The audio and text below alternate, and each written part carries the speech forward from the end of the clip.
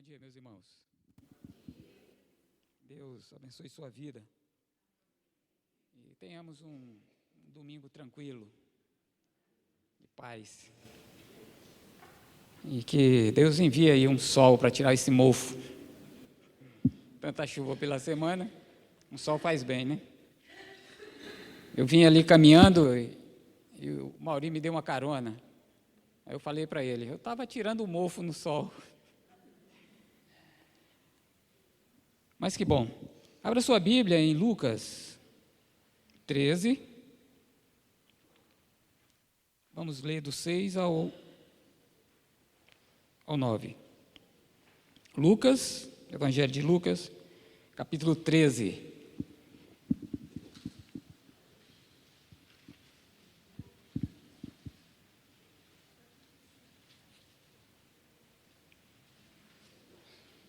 A parábola da figueira estéril. Então Jesus proferiu a seguinte parábola: certo homem tinha uma figueira plantada na sua vinha, e vindo procurar fruto nela, não achou. Pelo que disse ao viticultor: há 3 anos venho procurar fruto nesta figueira, e não acho. Podes cortá-la. Para que está ela ainda ocupando inutilmente a terra? Ele, porém, respondeu: Senhor, deixa ainda este ano, até que eu escave ao redor dela e lhe ponha estrume. Se vier a dar fruto, bem, se não, mandarás cortá-la. Essa é a parábola da figueira estéril. O Senhor Jesus, ele conta essa parábola. E toda parábola, ela tem as suas características, mas ela tem a finalidade. Sempre ela traz lições. Então, quando Jesus contou uma parábola, uma história, ele visava o ensino, e sempre visou isso. E o bom é que é diferente de um discurso normal que a gente esquece depois que ele acaba.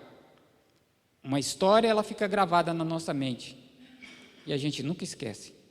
Então essa era uma das coisas preferidas no ensino de Jesus, parábolas. Nós temos aqui que ele diz que um homem tinha uma vinha, e um certo dia ele saiu nessa vinha, na sua plantação, procurando a sua figueira, para ver se nela havia frutos. Era comum alguém que plantava uma vinha, plantar também as figueiras, porque para a cultura daquela época, a figueira, ela tinha um papel muito importante e marcante na história. Por quê? Se você prestar atenção, a figueira é a primeira árvore que é mencionada na Bíblia pelo nome, árvores que a gente conhece. Ela é a primeira mencionada pelo nome. E a segunda árvore mais citada na Bíblia, na história do povo. Então, o israelita, ele tinha essa noção. E a figueira, nos livros da Bíblia, do Antigo Testamento, a gente tem em Isaías, quando ela é mencionada ali, ela dá aquela noção de segurança, de prosperidade, ou às vezes ela até é figura de Israel, da nação. 2 Reis 4:25 diz assim: e Judá e Israel habitavam seguros, cada um debaixo da sua figueira, e debaixo da sua videira, e debaixo da sua figueira, desde Dan até Betseba, todos os dias do rei Salomão. De ponta a ponta da nação, da grande nação, do reino não dividido, havia paz e prosperidade. Então a figueira, ela também simbolizava essa tranquilidade, prosperidade, era um símbolo para a nação. Mas qual era a intenção do dono da lavoura ao sair pela sua vinha procurando uma figueira? Então, ele desejava encontrar frutos, porque o texto vai dizer que há 3 anos, ele procurava frutos. Então, significa dizer que essa figueira já estava na época de dar frutos, e no primeiro ano ele procurou e não viu nada. E depois esperou 1 ano. Olha que 1 ano demora, né? No ano seguinte ele foi lá e procurou e nada. E depois, no 3º ano, ele procurou e nada. E ele disse, essa árvore não vai dar mais nada. Ela está ocupando espaço inútil. E a figueira produz figos, e figos era uma fruta apreciada naquele tempo, muito apreciada. E até nos nossos dias. Então era doce, era uma fruta gostosa.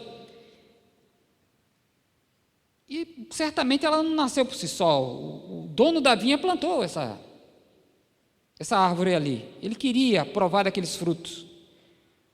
Mas ela não dava nada. Ela não produzia. E, portanto, a postura do dono da vinha de chegar à conclusão de que ela deveria ser cortada, era a postura justa, era uma decisão justa, porque ela não produzia nada, e foi plantada ali para produzir.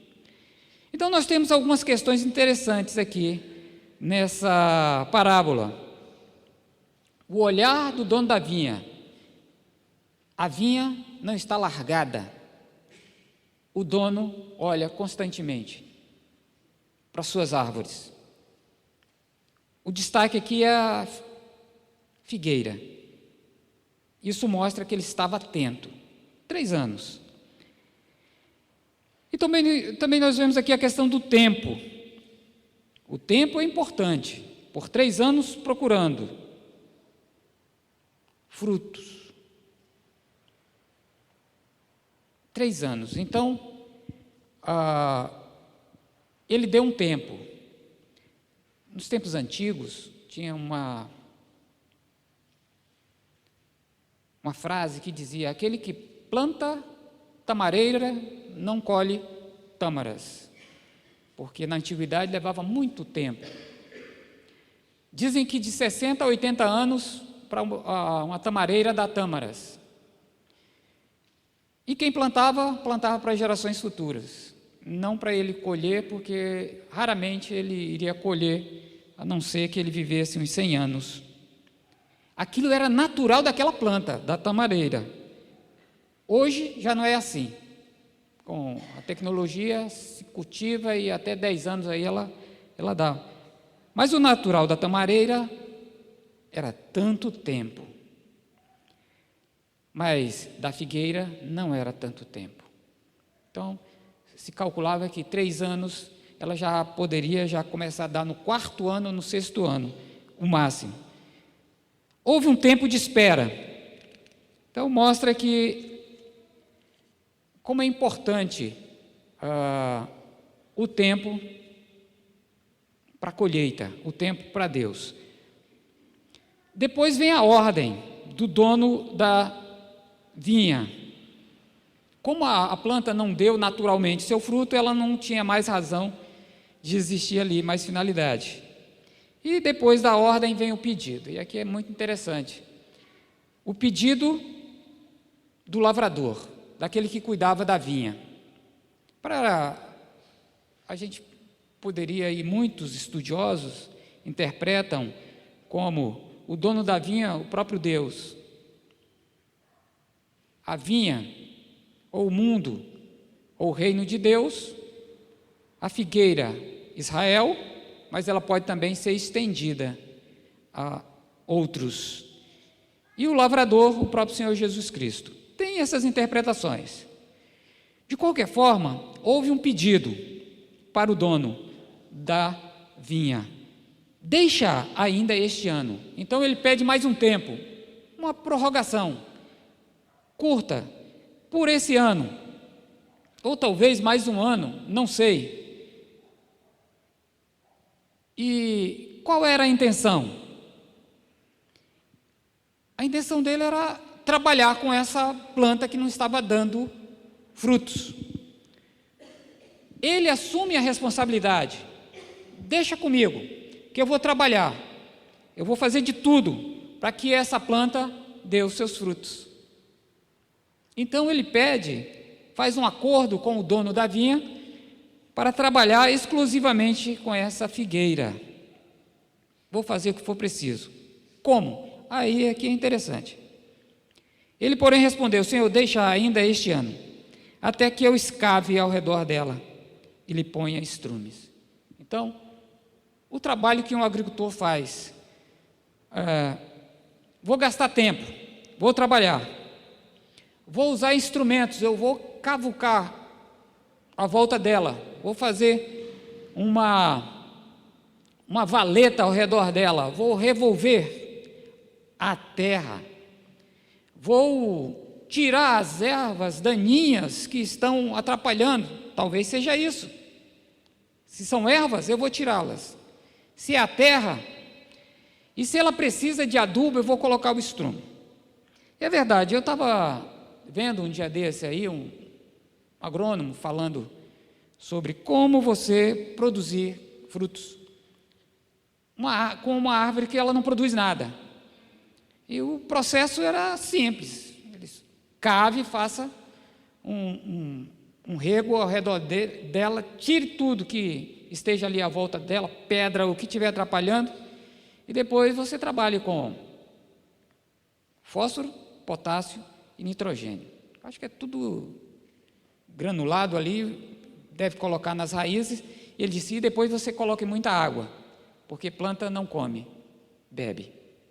Então, o que você colocar ali como água vai dissolver aquele produto que você colocou, e esses produtos vão até as raízes, que o problema está ali. Ela precisa desses nutrientes pelas raízes. Então, de qualquer forma, naquela época, no mundo antigo, se usava o estrume, que esse estrume iria proporcionar algo que a planta precisava, que senão não colocariam isso. E precisaria de água. E aí, tratando da raiz, se trata a planta toda. Né? Não é isso?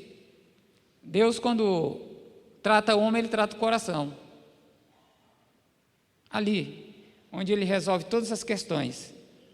E pode fazer uma vida que não produzia nada, produzir.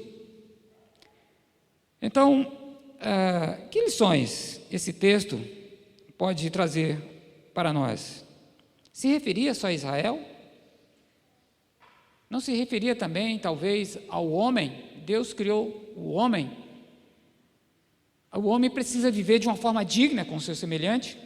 Poderia sim. Mas também se aplica a nós, a igreja. O crente, ele tem o dever de frutificar. Se ele não frutifica, alguma coisa está errada lá nas raízes dele. Nós temos eu não diria nem a obrigação, é a natureza do crente, ele deve frutificar naturalmente. É uma coisa que não precisaria nem ser forçada pelo lavrador, mas isso acontece, por causa da nossa natureza difícil. Então, algumas vezes, Jesus tem que cavar ao nosso redor, e às vezes isso dói.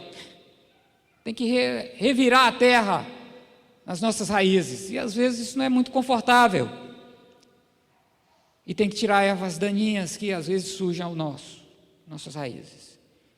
Isso é um processo, mas Ele faz isso porque Ele deseja que nós frutifiquemos, e nós devemos frutificar, é o natural.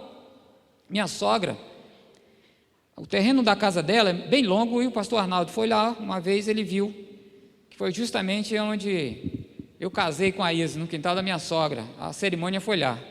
Não foi num templo, mas foi no quintal da minha sogra e umas 40 pessoas ali. Casamento religioso. Lá tem uma mangueira, que quando meu sogro comprou aquele terreno, ela produzia mangas, mangueira antiga. E depois, muitos anos depois, ela parou, não dá nada, parou.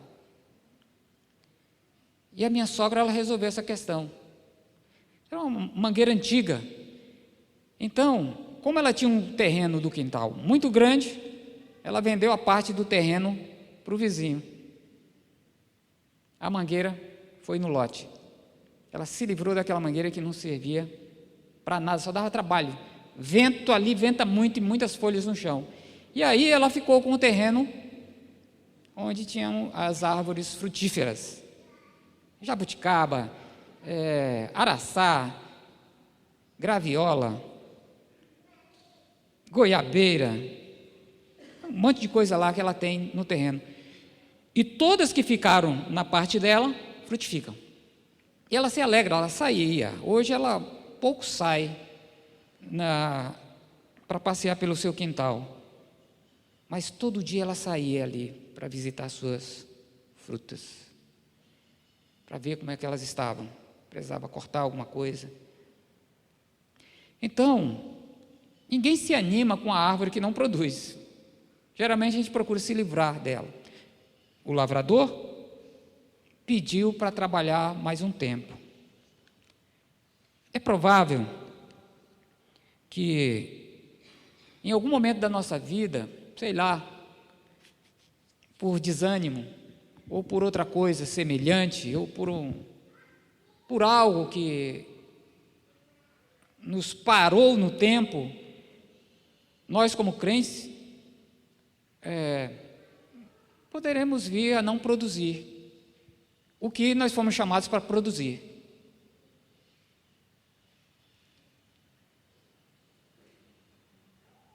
Isso pode ser resolvido. O Senhor Jesus, Ele pode investir um tempo, e existe um tempo, para que a nossa vida possa produzir.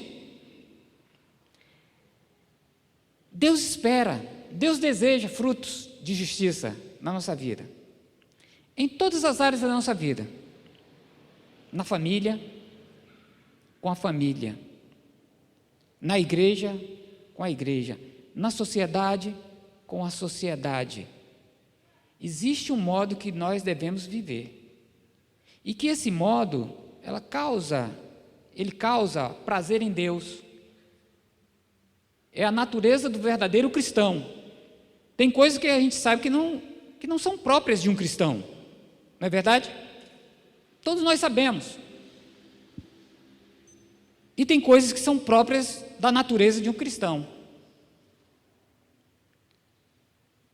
E essas coisas a gente vê como frutos, ou frutos bons ou frutos maus. Mas a parábola aqui, ela está tratando de esterilidade. E nós não sabemos o fim da história. De fato, Jesus contou aqui essa parábola, mas ele não disse em que pé acabou essa história aqui. Produziu ou não produziu? E aí? Deixou para a gente decidir. Mas ele limitou um tempo. Mas ele fez um acordo com o lavrador. Tem um tempo. E o lavrador iria fazer tudo possível para que aquela planta desse, né? A gente sabe que se desse frutos, muito bom. E se não desse, diz que seria cortada. Mas a gente sabe que Deus é maravilhoso, muito bom. Não existe alguém maior em bondade do que Deus. Deus, se tem algumas coisas que Deus não tolera essa esterilidade. Mas mesmo assim, diante da sua misericórdia e sua bondade, Ele investe na pessoa para que produza. Eu fiquei pensando, eu estava em casa e pensei, Deus não está procurando alguém que vive como um louco, porque escutou uma mensagem sobre frutificar e pensa, e agora eu tenho que trabalhar em tudo que é lugar na igreja, fazer isso, fazer aquilo, vai se estourar. Não é assim. O melhor trabalho na igreja é em equipe, que a gente divide o fardo. Se não for, mais cedo ou mais tarde, a gente vai sentir o peso do fardo. Mas essa questão, ela não envolve só a pessoa, que geralmente algumas pessoas pensam assim, puxa, eu não estou fazendo nada na igreja. É bom que se faça. É bom a gente se envolver porque é frutificar, não tem como também. Mas não visa só isso. A nossa vida, o nosso testemunho, a nossa profissão de fé pública, como é que ela está no meio da sociedade? É importante a gente pensar sobre isso. Por isso que quando a gente fala de frutificar, isso envolve tudo. Mas se eu for bem honesto, eu posso fazer uma autoanálise e dizer, Deus, estou falhando em muitas coisas. Eu preciso da tua ajuda. Eu preciso que o Senhor tire isso aqui que está sugando as minhas forças. E Deus tira. Porque é algo que eu desejo. Eu quero frutificar. Eu quero ter uma vida que tenha significado para Deus e para os outros, não só para mim.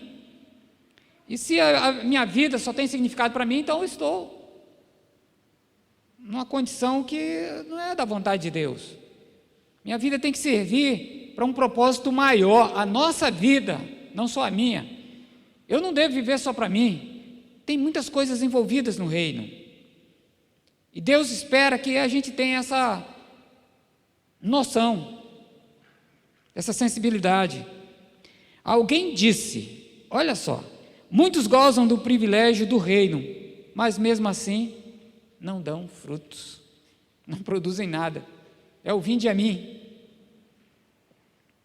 William Barclay disse sobre essa parábola, ele disse, essa parábola nos ensina claramente que a inutilidade convida ao fracasso.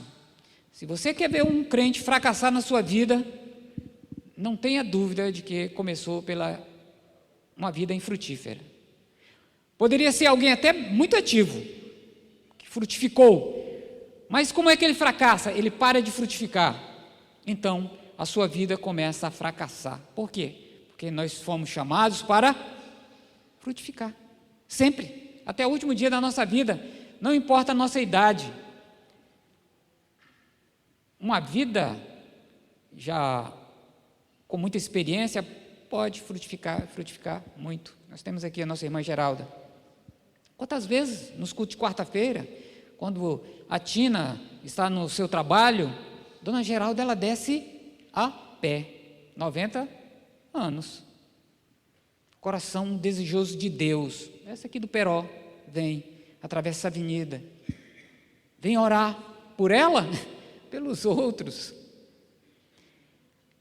Ela está frutificando, não está pensando nela, mas nos outros, pelos pedidos de oração, pelos nossos irmãos que estão tendo problemas de saúde e de outras ordens.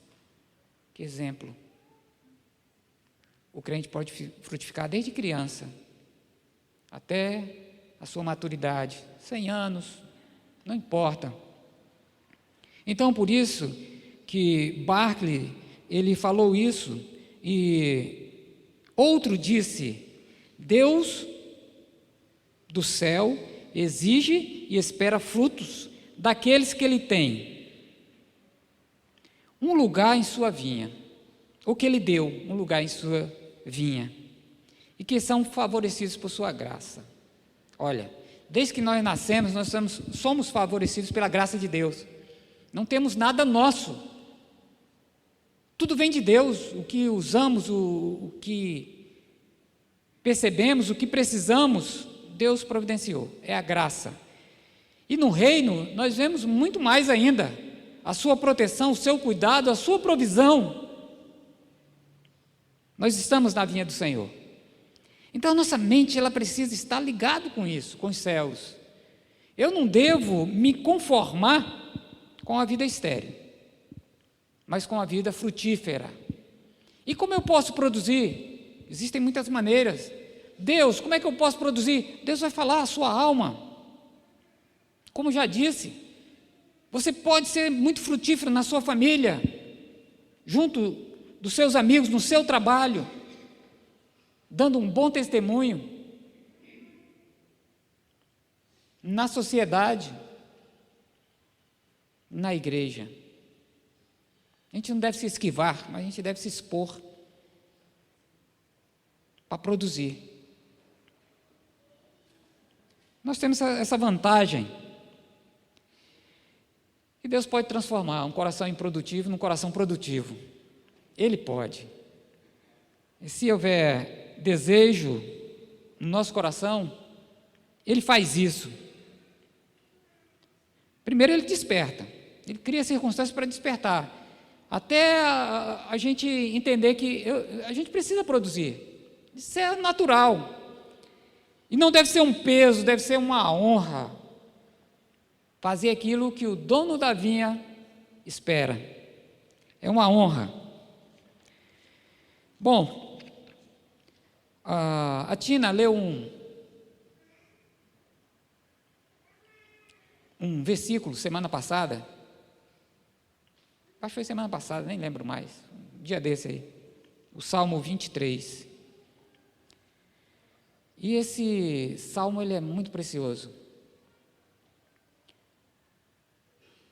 Ele fala sobre a nossa natureza, a natureza daquele que está alinhado e ligado com Deus.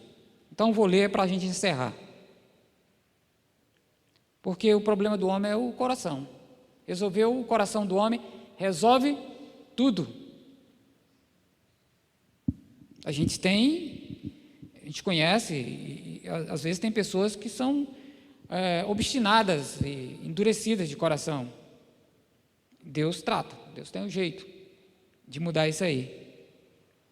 Tem aqueles que estão só desanimados, Deus anima, põe fogo e o negócio funciona. Então Deus tem muitas maneiras, mas o resultado é esse. Olha só, Salmo 23 não, primeiro, diz: como é feliz aquele que não segue o conselho dos ímpios, nem imita a conduta dos pecadores, nem se assenta na roda dos zombadores, escarnecedores. Ao contrário, tem a sua satisfação na lei do Senhor. Ela estimula a produção de frutos. É ela. E na lei do Senhor medita de dia e de noite. Quem tem prazer na lei do Senhor não pode ficar estéril. Ele será como uma árvore plantada à beira de águas correntes. Dá seu fruto, no tempo certo, e suas folhas não murcham. E tudo quanto ele faz, prospera. Esse é o retrato do crente que frutifica. Ele será como uma árvore plantada junto. Ele dá o seu fruto, mas não está dizendo aqui que ele está plantado junto às águas. Ele está plantado em algum lugar, está no reino. Pode passar por dificuldades, desertos, mas mesmo assim ele produz, porque ele é semelhante a uma árvore plantada junto às águas. Ou por ele beber tanta água do reino, na sua palavra, água viva, ele produz mesmo no deserto. Ele vence, ele sempre vencerá, ele sempre dará os seus frutos na estação própria. E quando o dono da vinha passar, ele se alegrará, porque sempre ele verá os seus frutos. Então que haja na nossa alma esse interesse, a autoanálise, o desejo de frutificar sempre, ainda com todas as nossas limitações. A gente sabe que tem limitações que podem tirar de nós, produzir de alguma outra forma.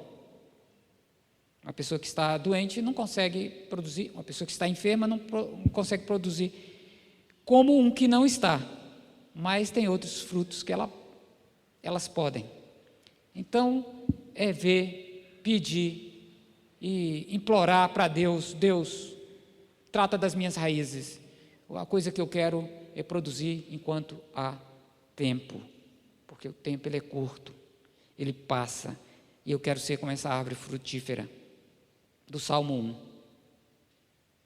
Que Deus abençoe a sua vida e que você dê muitos frutos para o reino e para o rei. Amém.